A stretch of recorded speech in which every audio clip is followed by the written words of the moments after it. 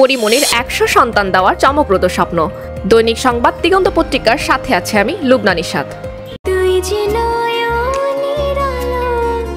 ঢালিউড নায়িকা পরিমণি ব্যক্তিগত জীবনের জন্য আলোচনায় থাকেন। সামাজিক মাধ্যমে তিনি প্রায়ই পারিবারিক জীবনের গল্প, অনুভূতি ও ভালো লাগা ভক্তদের সঙ্গে ভাগ করেন। এবার তিনি জনপ্রিয় podcast behind the fame with RRK ১০ম পর্বে উপস্থিত হয়ে নতুন অভিজ্ঞতা শেয়ার করেছেন। সঞ্চালক রুম্মান রশিদ খানের সঙ্গে প্রায় ১০০ মিনিটের কথোপকথনে পরিমণি বলেন, এখন আমি অনেক ভেবেচিন্তে কাজ করি, আগে তা করতাম না। এটা পরিবর্তন এসেছে আমার সন্তানদের জন্য। তিনি জানান, এতদিন তার কোনো সঞ্চয় ছিল না, কিন্তু এখন মাসে একটি সঞ্চয় করেন যা সন্তানদের জন্য ব্যবহার হবে। পরিমণি মজা করে আরো বলেন, আমি এখন পূর্ণ ও প্রিয়মের মা, তবে আরো ৯৮টি বাচ্চার মা হতে চাই। মোট ১০০ বাচ্চার মা হয়ে ওদের দেখভাল করতে চাই। আল্লাহ যেন আমাদের সন্তানদের মানুষের মতো মানুষ করার জন্য বড়লোক হতে সাহায্য করেন।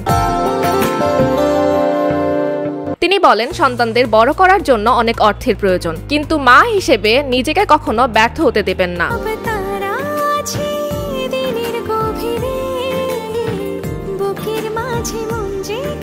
কথার ফাঁকে নায়িকা জানিয়েছেন, সিনেমায় অভিনয়ের আগে তিনি নাচের স্কুলে ভর্তি হয়েছিলেন, কিন্তু গুণী নৃত্যশিল্পী সাদিয়া ইসলাম মৌকে দেখে মুগ্ধ হয়ে স্কুলে ফিরে যাননি। Podcast behind the fame with RRK প্রযোজনা করেছেন জেড আই ফয়সাল।